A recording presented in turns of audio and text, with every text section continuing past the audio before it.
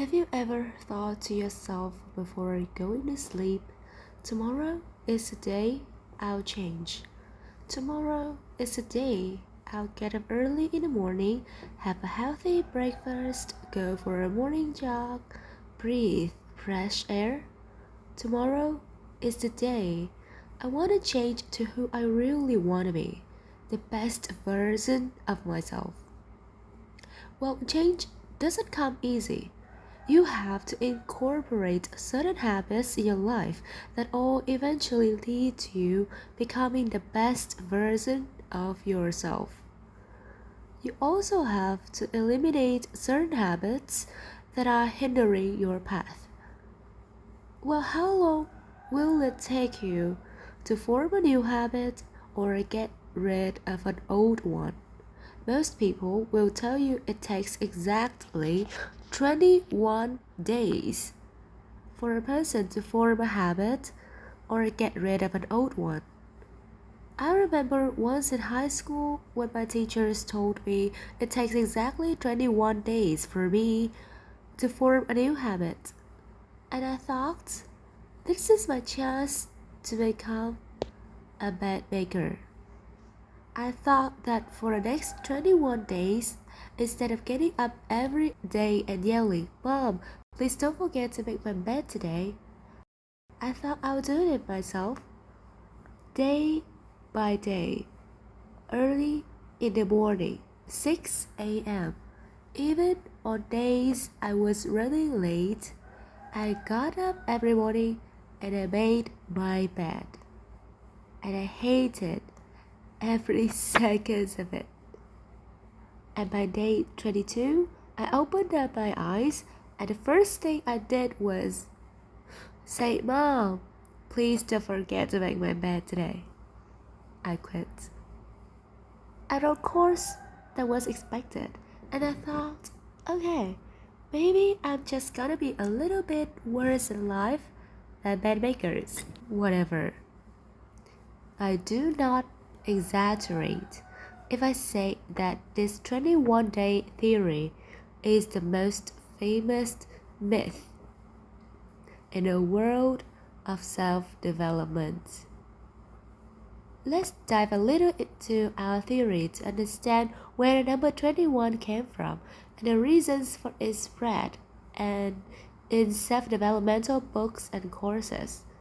Dr. Maxwell Maltz was a plastic surgeon in the 1950s when he began noticing a strange pattern among his patients.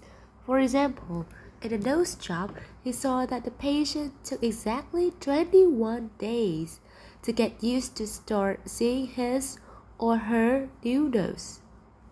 He also noticed that if a patient had an arm or leg amputated, the patient would acknowledge the feeling of their new limb for exactly 21 days before starting to get used with their new condition.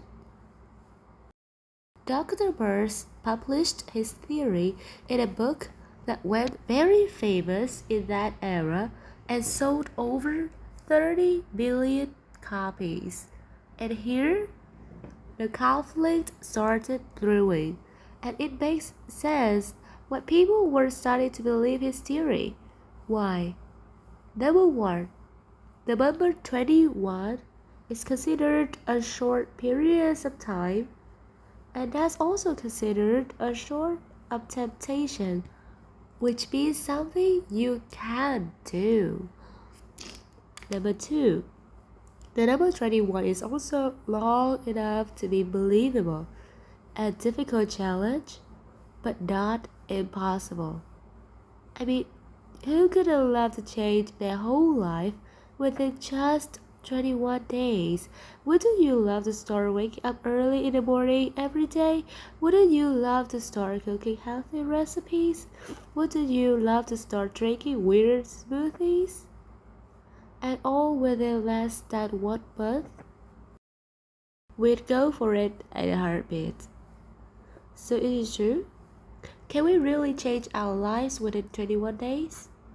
I know that sounds very exciting, But there are actually a few factors you'd have to consider to be able to estimate the time and it will take you to form a new habit or to get rid of an old toxic one. Number one, it is complexity of your goal. If I decide to start eating fruit daily, which is considered a simple habit, I probably take less time than if I want to acquire a complex athletic skill like a tennis serve.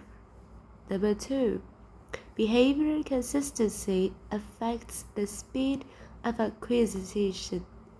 Be repeating a certain behavior for 3 minutes a day is similar that by repeating the same behavior for 30 minutes a day. So we want to clear things up. How long will it take us to form a new habit or get rid of an old one? And is there a reliable study that we can depend on? Answer is yes. There is a famous study by the psychologist Philippa Lally titled How Our Habits Form. The study followed 96 people over a period of 12 weeks. Each person chose a new 12-week habit to work on, such as drinking 3 cups of water before lunch or running for 15 minutes after dinner. After 12 weeks, the data was analyzed to determine the time needed to move on from old habit to start subconsciously carrying out a new one. And after 12 weeks, we found that it took approximately 2 to 8 months in order for a task to become a habit, and 66 days to be exact. The difference in time it took to form from a habit was largely due to the task itself, the person, and their circumstances, as some were able to form the habit within 18 days, while others took 254 days. So according to psychologist Lally, if you want to know the time required to form a new habit or get rid of an old one, the truth is that you may need 2 to 8 months and not just 21 days. Guys, whether it is 2 months, 3 months, a year, 2 years, it doesn't actually matter how long it takes, as much as it matters that you have to begin with today.